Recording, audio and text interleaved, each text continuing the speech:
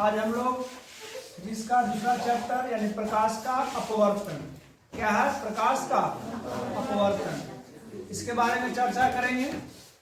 पिछले वीडियो में बनाए थे प्रकाश का परावर्तन। उस वीडियो के माध्यम से हम लोग बेहतरीन तैयारी कर सकते हैं। एक बार, दो बार, तीन बार जो भी है, जब तक नहीं समझ में आए तब तक हम लोग समझने का प्रयास करेंगे।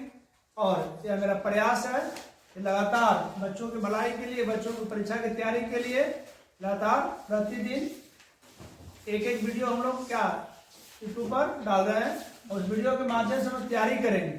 मेरा मकसद यह है कि हर बच्चा को तैयारी करने का मौका मिले, चाहे गरीब का बच्चा हो या अमीर का बच्चा हो, हम लोग क्या करेंगे, तैयारी करेंगे। यह मेरा मकसद है वीडियो बनाने का।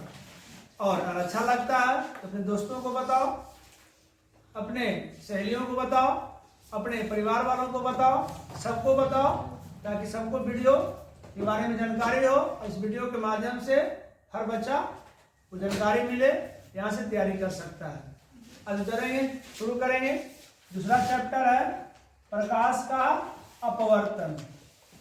प्रकाश का अपवर्तन, अपवर्तन आ गया, इसका मतलब जान रहे हो, अपवर्तन। आज क्या होगा, क्लास में क्या किए थे हम लोग कि प्रकाश की किरण क्या लौटाए थे, क्या किए थे, लौटाने का मतलब क्या है, प्रकाश का परावर्तन। लेकिन आज क्या करेगा, अपवर्तन होगा। आज क्या होगा, प्रकाश की किरण किसी माध्यम को पार जाएगी, पार करेगी। जब पार करेगी तो कहने क्या होता है, जो उसके रास्ते में यानी जो प्रकाश का जो पथ होता है उसमें कहीं न कहीं विचलन होगा, मुड़ेगा। ठीक है, क्या होगा, मुड़ेगा, अपने रास्ते से भटक जाएगा। तो जो रास्ता जो भटकता है या मुड़ता है उसी को क्या कहते हैं, प्रकाश का अपवर्तन कहते हैं। क्या कहते हैं, प्रकाश का अपवर्तन कहते हैं। तो किस पर डिपेंड करता है प्रकाश का अपवर्तन, चाल पर, कि किस पदार्थ में कितना उसका स्पीड है, चाल है।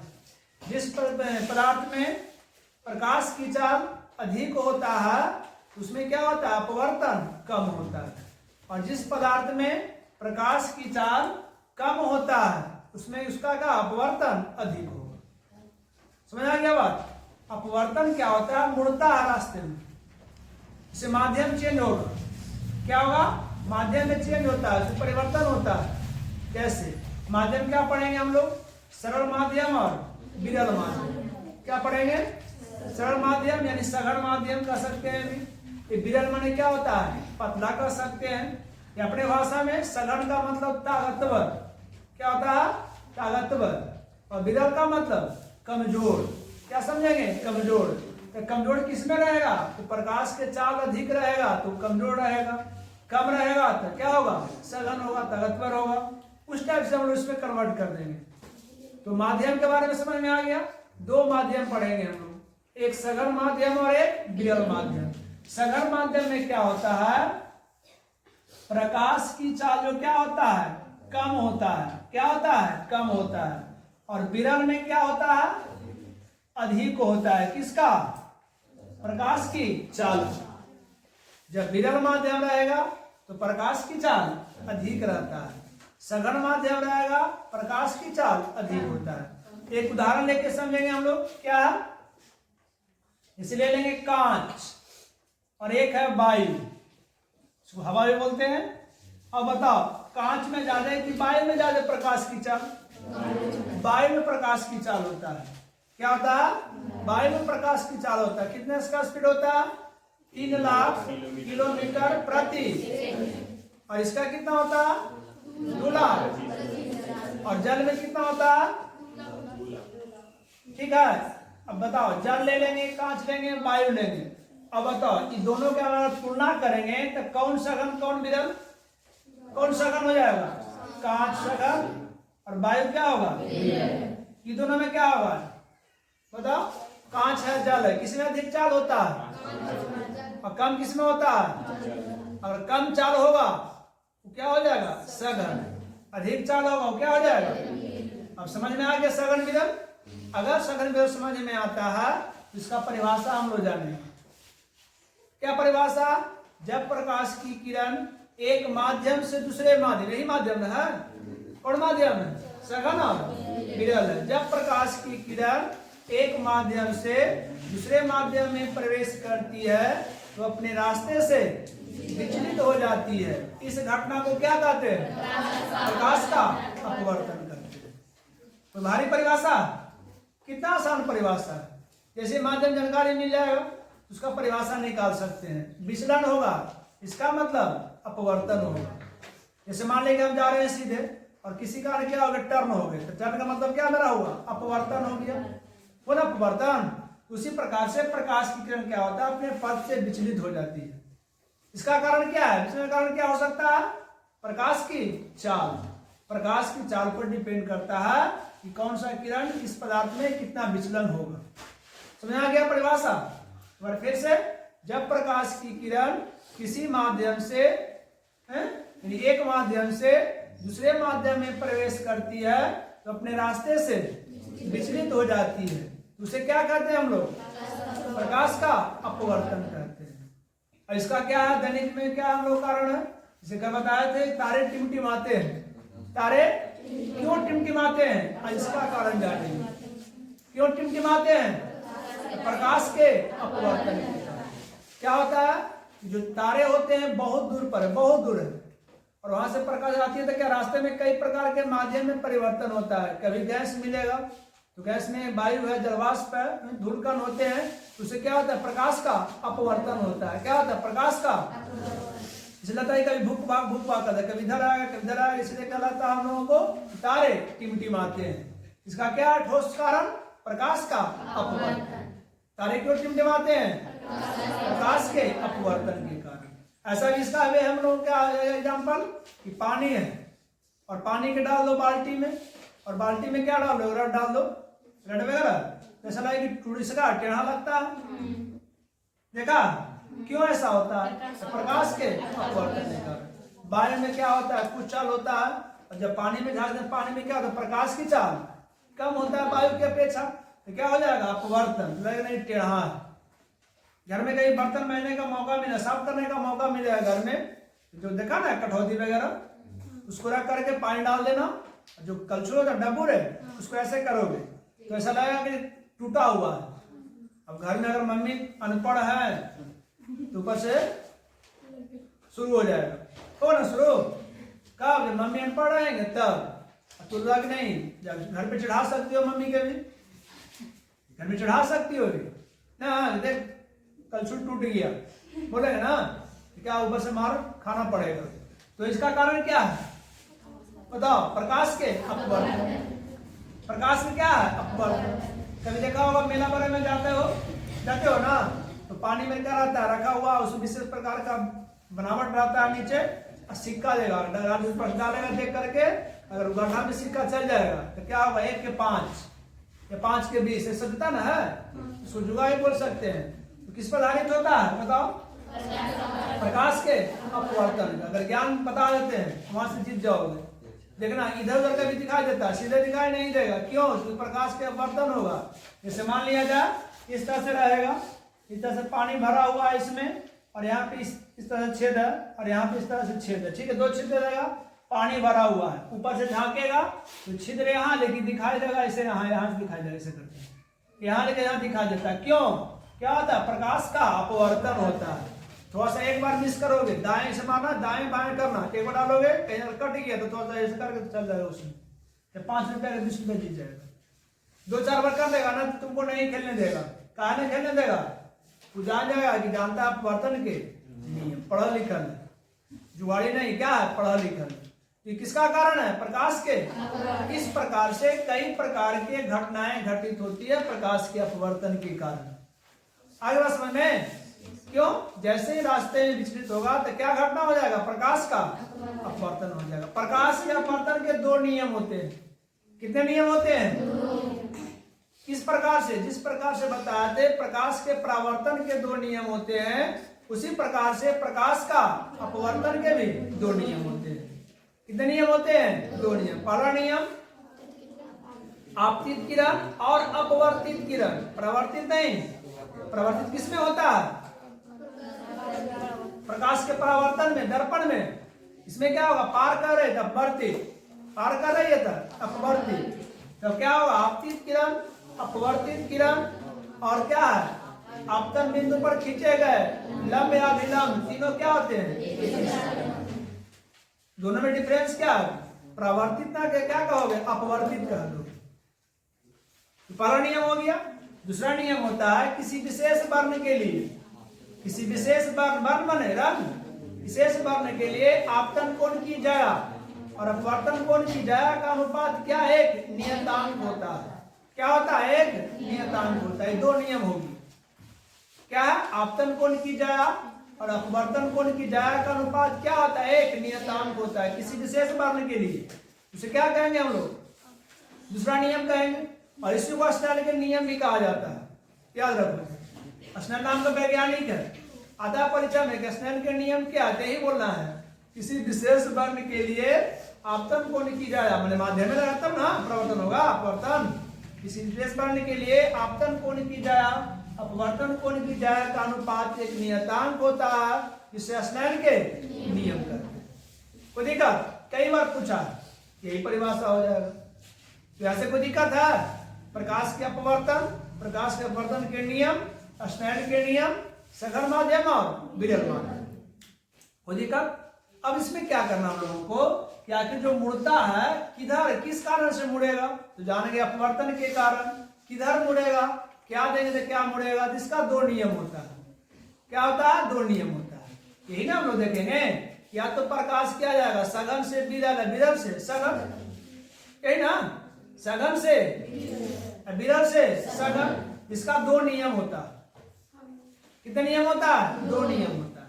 पहला नियम क्या है, जब प्रकाश की किरण सघन से विरल, सघन से या विरल से सघन, जब प्रकाश की किरण सघन माध्यम से विरल माध्यम में प्रवेश करती है, याद करो बताया थे, सघन माने बरियार, विरल माने कमजोर। अब दरवाजे पर कोई खड़ा है, मेरा गार्ड बड़ी बरियार है, अब कोई पतला आदमी आया कमजोर, क्या करेगा वो, अंदर आने देगा, क्या करे, ऐसे करके इधर आओ, क्या करेगा, ऐसे करके इधर आओ, पकड़ के उसको मारो करेगा, क्या मारेगा, कब, जब गार्ड रहेगा बरियार, आदमी रहेगा बरियार, तब आवाज समझ में। तो उसमें क्या हो गया, सघन से क्या आ रहा है, ताकतवर आदमी आ रहा है, कौन आ रहा है, ताकतवर आ रहा है, कहाँ एंट्री ले रहा है, गार्ड कमजोर है, तो क्या करेगा, भागो इसे भागो, क्या करेगा, भागने का मतलब क्या, दूर, ऐसे का मतलब क्या होना, नजदीक, किसके नजदीक, अभिलंब के नजदीक, किसके नजदीक, अभिलंब के नजदीक, आ रहा है समझ में। उसी पर समझेंगे क्या, जब प्रकाश की किरण सघन माध्यम से विरल माध्यम में प्रवेश करती है तो अविलंब से दूर भागती है, अविलंब से, और इसका उल्टा, जब प्रकाश की किरण विरल माध्यम से सघन माध्यम में प्रवेश करती है तो क्या हो जाएगा, अविलंब की ओर मुड़ जाती है। फिगर से समझो, समझ में आ जाएगा क्या क्या है, कांच है और इस तरह से लंब डाल दिए, ठीक है, इधर से प्रकाश किरण आ रही है इस तरह से। अब बताओ ये क्या है, वायु है, ये क्या है, वायु है, ये क्या है, कांच है।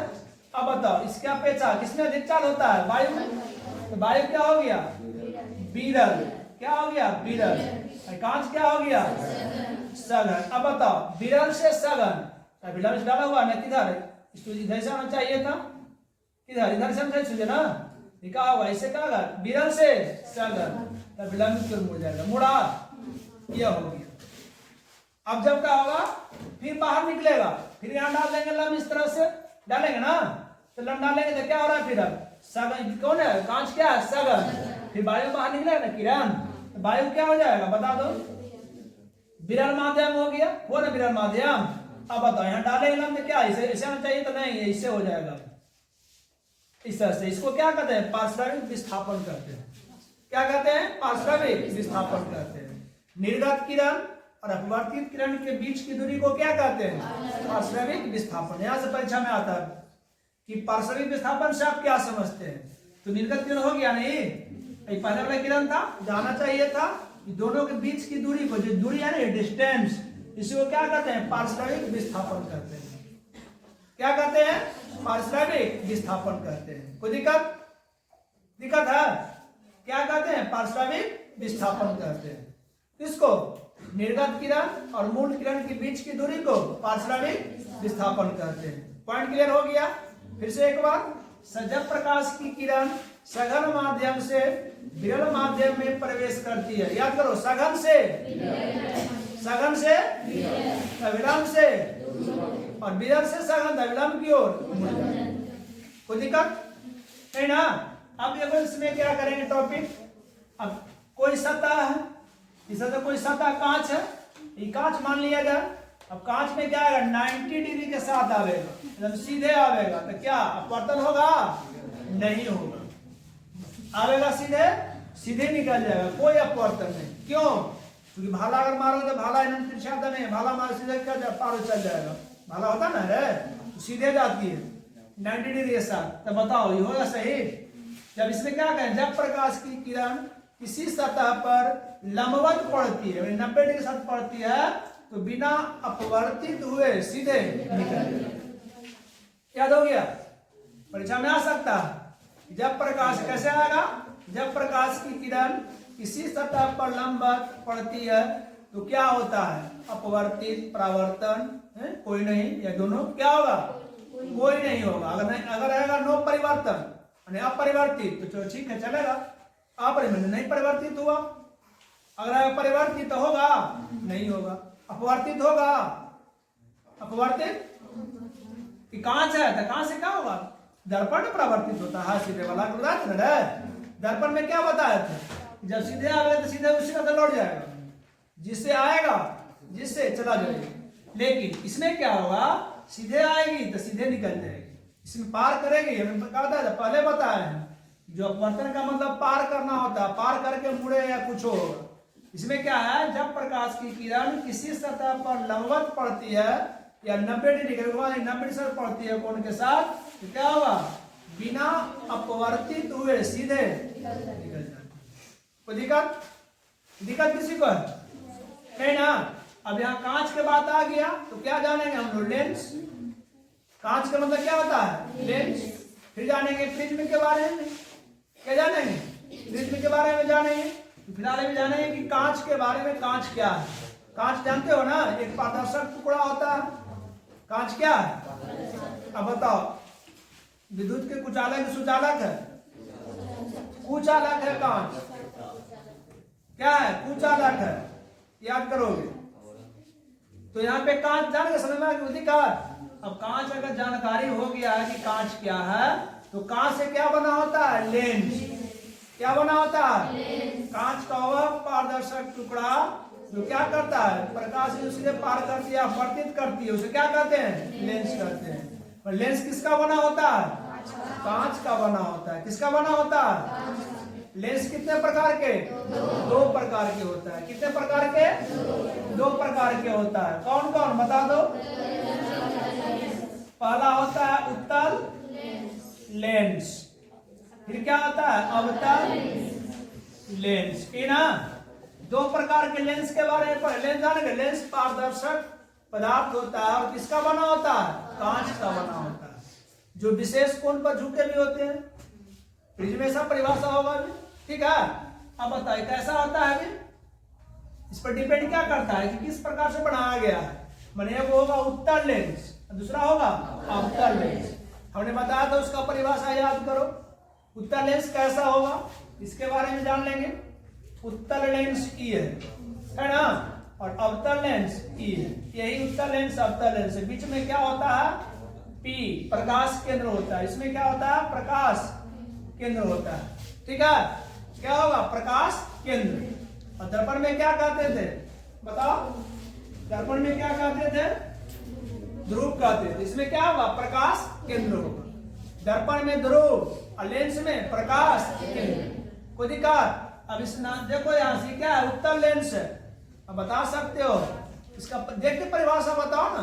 कई परिभाषा होता है, जो तुमको अच्छा लगे परिभाषा के हम तो नोट करके याद कर सकते हो। अब देखो, ऊपर नीचे किनारे में है, किनारे में पतला है, अब बीच में मोटा है। किसके अपेक्षा मोटा है? किनारे के अपेक्षा मोटा है। अब मोटा है इसका मतलब परिभाषा कैसे बताओ? वैसे लेंस इसमें किनारे की अपेक्षा बीच का भाग मोटा होता है, उसे क्या कहते हैं? क्या कहते हैं? उत्तल लेंस कहते हैं। अब तक देखो बीच में धंसा हुआ है, पतला किसके अपेक्षा? किनारे की अपेक्षा। तो वैसे लेंस जिसमें किनारे की अपेक्षा बीच का भाग पतला होता है उसे क्या कहते हैं? अब बीच का भाग पतला हो गया तो किस प्रकार का प्रतिबिंब बनेगा? इनमें याद करो, कल बताए थे, याद ना? हम बताए थे कि किस दर्पण के द्वारा हमेशा सीधा प्रतिबिंब बनता है और किस दर्पण के द्वारा दोनों प्रकार के माने वास्तविक उल्टा आभासी सीधा प्रतिबिंब बनता है। जिसमें वही बात लाएंगे, जिसमें पतला आ गया तो क्या बनेगा? ये सीधा बनेगा। क्या बनेगा? सीधा बनाएगा। ये क्या उभरा हुआ है बीच में मोटा है तो क्या बनाएगा? दोनों प्रकार के। क्या बनाएगा? दोनों प्रकार के बनाएगा। क्या बनाएगा? दोनों प्रकार के बनाता है प्रतिबिंब। कौन? उत्तल लेंस। परीक्षा में आता है कि किस लेंस के द्वारा दोनों प्रकार के प्रतिबिंब बनता है, तो क्या हो जाएगा आंसर? उत्तल लेंस। और किस लेंस के द्वारा सीधा आभासी प्रतिबिंब बनता है? कौन लेंस? अवतल लेंस। कोई दिक्कत? प्रकाश केंद्र भी याद कर, ध्रुव बताया था ना? ध्रुव प्रकाश केंद्र क्या होगा? मध्य बिंदु को क्या कहेंगे? प्रकाश केंद्र कहेंगे। क्या कहेंगे? प्रकाश केंद्र कहेंगे। और जो मुख्य अक्ष है ये क्या है? देखो ध्यान से, एक ग्राफ से समझ लेंगे कहां कहां क्या है।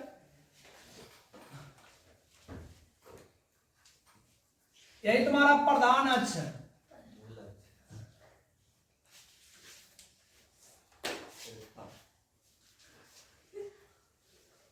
क्या है? प्रधान अक्ष ना, कि तुम्हारा पी है। इसमें देखो शब्द आता है, जब प्रकाश की किरण प्रधान अक्ष के समानांतर, प्रधान अक्ष के समानांतर लेंस पर पड़ती है तो वह परावर्तन के बाद कहां से गुजरती है?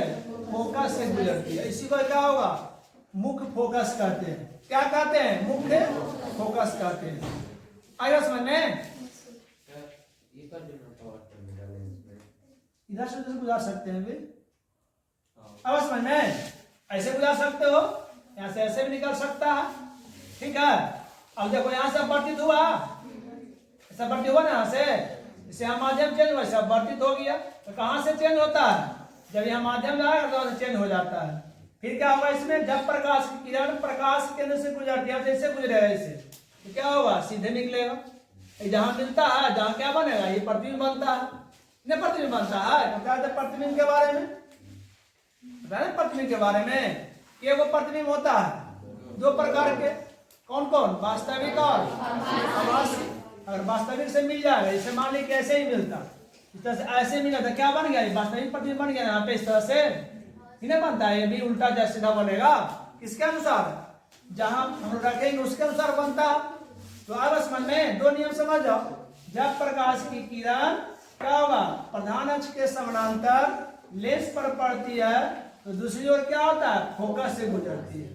दूसरा क्या होगा? जब प्रकाश की किरण क्या से? प्रकाश केंद्र से गुजरती है तो अपवर्तित नहीं, सीधे निकल जाती है। कोई दिक्कत? क्या हो तुम्हारा? प्रकाश जो किरण आरेख होता है उसका नियम। ऐसे हम लोग बनाएंगे फिगर, जैसे वस्तु को कहाँ रखें? यहाँ रख दिए, यहाँ भागेगा, यहाँ रखेंगे, यहाँ जैसे तो भगाए ना उससे भाग चल जाएगा, भागते हैं। कोई दिक्कत? इसमें परीक्षा में आता है कि उत्तल लेंस के सामने वस्तु को कहाँ रखा जाए? वस्तु को कहाँ रखा जाए कि वस्तु के बराबर उल्टा और वास्तविक प्रतिबिंब बनता है। कहाँ रखेंगे? वक्रता केंद्र पर। कहाँ रखेंगे? वक्रता केंद्र पर। अगर वक्रता केंद्र पर रखते हैं, सी पर रखते हैं, तो सी ए पर बनेगा, वास्तविक बनेगा, उल्टा बनेगा, वस्तु के बराबर बनते। ये परीक्षा में आता है। जिस प्रकार से बढ़ावेंगे, यहाँ रखेंगे तो यहाँ बनेगा, यहाँ रखेंगे तो यहाँ बनेगा, जिससे बढ़ाते नहीं बढ़े तो चल जाएगा बढ़। कोई दिक्कत नहीं ना? फोकस पर रखेंगे तो बहुत बड़ा बनेगा, ये आएगा तो क्या होगा? छोटा बड़ा बनेगा। फिर सी पर आएगा तो सी पर क्या बनेगा? बराबर बन जाएगा। फिर अगर सी से अनंत में जाएंगे तो क्या हो जाएगा? फिर छोटा बनना शुरू हो जाएगा। तो जिस स्थान पर रखते हैं इसके सामने प्रतिबिंब बनता है। और अवतल लेंस में कैसा बनता है? अवतल लेंस में कैसा बनता है? सीधा बनता है। कैसा बनेगा? सीधा बनेगा। अब उत्तल लेंस का उपयोग कहाँ कहाँ करते हैं?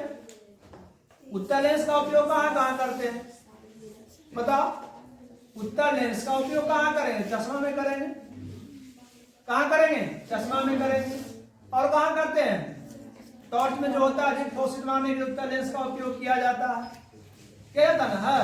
और कहाँ करते हैं? अब कोई जीव दिखाई नहीं दे रहा है तो उसको देखने के लिए क्या करेंगे हम लोग? किसका उपयोग करेंगे? उत्तल लेंस का उपयोग करेंगे। किसमें उपयोग करेंगे? सूक्ष्मदर्शी में। किसमें करेंगे? सूक्ष्मदर्शी में। उसमें क्या संयुक्त भी होता है, सरल भी होता है कि नहीं? तो इसका जो उपयोग करते हैं हम लोग जीवों को देखने के लिए। मान लिया कि पढ़ रहे हैं, दिखाई नहीं दे रहा तो चश्मा में क्या करेंगे? उसका उपयोग करेंगे। इसका उपयोग करेंगे, लेंस का उपयोग करेंगे। आखिर चश्मा में क्या होता है? लेंस ना होता है। हमारी आंख में क्या है? लेंस। इसका पावर घट गया तो वह पावर लगाते हैं तो दिखाई देता है, डबल पावर। इसको देखने के लिए, कोई वस्तु को देखने के लिए। तो कहीं ना कहीं क्या होता है? लेंस तो बहुत उपयोगी होता है। अब बताओ किस लेंस को अभिसारी लेंस कहते हैं? परीक्षा में आता है किस लेंस को अभिसारी लेंस कहा जाता है? क्यों कहा जाता है? अगर किसी कोई बूढ़ा घर में है, आसपास में बूढ़ा कोई है, उनका चश्मा ले लेना। और अभी गर्मी का मौसम तो नहीं है, गर्मी का मौसम आएगा तो सूर्य के सामने ऐसे करना है, फोकसित मारेगा, एक कागज जल जाएगा। ऐसे करो तो फोका पड़ जाएगा। कितना होता है कि जितना आता है चश्मा पर पूरा प्रकाश को एब्जॉर्ब करके एक बिंदु पर जमा कर देता है, तो क्या वो आग लग सकता है। इसलिए क्या कहा जाता है? अभिसारी लेंस कहा जाता है। परीक्षा में आता है उत्तल लेंस को अभिसारी लेंस क्यों कहा जाता है? क्योंकि हम जानते हैं कि जब प्रकाश की किरण उत्तल लेंस पर पड़ती है तो वह दूसरी ओर क्या करती है? फोकसित करती है, जमा करती है। इसलिए क्या कहा जाता है? अभिसारी लेंस। क्या कहा जाता है? कैसे जमा करता है? समझ लो कैसे जमा करेगा जी? यह उत्तल लेंस और इधर प्रकाश की किरण इधर से और इधर से कई किरण भेज सकते हैं, इसमें कोई दिक्कत नहीं है। प्रकाश केंद्र इधर से चला, इधर से, और प्रकाश के तो सीधे निकाल जाएगा पराना क्षेत्र, सीधे जाएगा ना, जाएगा इधर, जाएगा इधर, और फिर जाएगा इधर, और फिर क्या इधर जमा हो गया। कौन लेंस है? उत्तल लेंस है ना। इधर से चल जा रही है, इस तरह से इंडिकेट, यहाँ इस तरह से। अब बताओ जमा किया, अब इतना के जो तापमान था एक बिंदु पर जमा किया, गर्म ना लगेगा? लगेगा ना गर्म। उसको क्या कहेंगे हम लोग? कौन लेंस? कोई दिक्कत? अब इसका फोकस दूरी क्या है? उत्तल लेंस के, उत्तल लेंस के फोकस दूरी क्या होता है? और अपतल लेंस की फोकस दूरी कोई दिक्कत नहीं ना। अब देखो लेंस की क्षमता है, पॉइंट क्या है? लेंस की क्षमता। यह परीक्षा में आता है, लेंस की क्षमता। अब क्षमता समय पावर ऑफ लेंस नहीं बोल सकते हो। तो लेंस की जो क्षमता होता है क्या है? क्या समझते हैं? क्षमता मैंने कौन है? कितना आप बोले तुम्हारा क्षमता क्या है? कितना घंटा पढ़ सकते हो? क्षमता हो गया। तो लेंस मैंने कितना तुम मोड़ सकते हो? इसका क्षमता हो गया। तो जो लेंस जितना किरण को अधिक मोड़ने की क्षमता उसके पास होती है, पावर होती है मोड़ने की किरण को, उसको क्या कहते हैं? लेंस की क्षमता। किसे सूचित किया जाता है? पी से करते हैं। किसे करते हैं? पी से। अब बताओ इसका ऐसा मात्रक होता है? नहीं। लेंस की क्षमता का ऐसा ही मात्रक नहीं होता है। इसका जब लोग उपयोग करते हैं ना, वो व्यवहारिक उपयोग के लिए है। कौन चीज? डायोप्टर। क्या है डायोप्टर? इसका विवाद चल रहा है अभी, किसका क्षमता का मात्रक होगा नहीं किया, ऐसे विवादित है कि हम लोग किसका उपयोग करते हैं? डायोप्टर का उपयोग करते हैं। किसका उपयोग करते हैं? और माने कई लेंस है उसको जोड़ेंगे, जैसे पहला लेंस का पावर 5 डायोप्टर, 6 डायोप्टर, इस तरह से क्रम से दे देगा। कुल कितना हो जाएगा? तो जोड़ने क्या हो जाता है? P1 plus P2 plus P3 dot सबको जोड़ देते हैं, तो क्या लेंस की क्षमता हो जाता है, निकाल देते हैं। ऐसे क्या होता है लेंस की क्षमता? फोकस दूरी का व्युत्क्रम 1/, एफ होता है। क्या होता है? 1/f होता है। इसका मान p वर्ग। क्या होता है? p वर्ग 1/a। यानी जो पावर जो होता है लेंस की, उसका क्या होता है? व्युत्क्रम होता है, उल्टा होता है। ऐसे क्या करेंगे? p1 plus p2 plus p3 dot dot, जहां तक इसको मान निकाल सकते हैं। लेंस की क्षमता समझ में आ गया? लेंस की क्षमता का मात्रा डायोप्टर होता है। ऐसा मात्रा का है नहीं, प्रचलित मात्रा के डायोप्टर। कोई दिक्कत नहीं ना? लेंस के क्षमता में कोई दिक्कत है नहीं, होना चाहिए। इसका फॉर्मूला हो गया। और लेंस की क्षमता क्या होता है? धनात्मक ऋणात्मक। इसका दूरी क्या होता है? लेंस की क्षमता जो फोकल दूरी होता है क्या होता है? अब यहाँ पे देखो ध्यान से, प्रतिबिंब जो बना है तो प्रतिबिंब किस प्रकार बनेगा? अगर आभासी बनेगा तो उसका साइन क्या होगा? प्लस, धनात्मक होगा। अगर मान लिया जाए कि उसमें क्या आ रहा है? माइनस में आ रहा है, किसका मान माइनस में आएगा? तो क्या हो जाएगा? वो कैसा प्रतिबिंब बनेगा? उल्टा बनेगा, वास्तविक बनेगा। कोई दिक्कत? किसका मान आएगा? आवर्धन के मान आएगा। किसका मान आएगा? आवर्धन के मान अगर माइनस में आता है तो कुछ बनेगा माइनस में ऋणात्मक, तो क्या बनेगा? अगर धनात्मक तो क्या बनेगा? धनात्मक क्या बनता है? जैसे मान ले कि आवर्धन निकाल ले, ठीक है, माने u/v होता है ना, इसका फॉर्मूला। इसका मान निकाल ले, u/v करके मान निकाल दिए, और इसका मान आ गया ऋणात्मक। तो किस प्रकार का प्रतिबिंब बनेगा? तो वास्तविक बनेगा, उल्टा बनेगा। अगर इसका मान आता है प्लस में, धनात्मक आता है, तो किस प्रकार का बनेगा? काल्पनिक। और सिद्धांत परीक्षा में आता है कि यदि किसी वस्तु के आवर्धन का, वस्तु माने ऊंचाई, उसका प्रतिबिंब, उसका आवर्धन कहते हैं। आवर्धन किसे कहते हैं? प्रतिबिंब की ऊंचाई बटे वस्तु की ऊंचाई के अनुपात को आवर्धन कहते हैं। आवर्धन निकालेंगे, आवर्धन का मान ऋणात्मक आता है तो कैसा प्रतिबिंब बनेगा? वास्तविक और उल्टा। अगर आवर्धन का मान धनात्मक आता है प्लस में, कैसा बनेगा? कोई दिक्कत? अब बात किया जाए कि पहचान कैसे करोगे कि कौन लेंस है, कौन कांच है, कौन अवतल लेंस, उत्तल लेंस है, कैसे पहचान करोगे? अब बताओ। इतना बात बताने के बाद बताओ कैसे पहचान करोगे? अगर कांच का जो प्लेट रहेगा, साधारण कांच रहेगा, उसमें कोई लेंस नहीं रहेगा, तो क्या होगा? बराबर प्रतिबिंब बनेगा। जैसे किताब सामने से रखेंगे, उसका अगर बराबर दिखाई दिया तो क्या होगा? कांच का होगा, प्लेट होगा, वो साधारण कांच होगा। अगर छोटा दिखाई दिया तो कुछ होगा, बड़ा दिखाई दिया कुछ होगा। यही पहचान करने का नियम है। पहचान कर सकते हो। उत्तल लेंस के पहचान कैसे करेंगे, अवतल का पहचान कैसे करेंगे, और कांच का प्लेट का पहचान कैसे करेंगे? तो बिना स्पर्श किए हुए, स्पर्श होने का मोटा पतला दिखाई देगा करेगा। इससे बता, उत्तल लेंस तो किनारे में क्या रहेगा? पतला, बीच में ऐसे से करके निकाल सकते हो। अवतल के लिए कांच का भी कर सकते हो, समतल रहेगा तब। लेकिन किताब के सामने ले जाएंगे तो छोटा बड़ा या बराबर, या तो बड़ा बनेगा या तो छोटा बनेगा, दिखाई देगा, या तो यही ना, तीन प्रकार से होता है।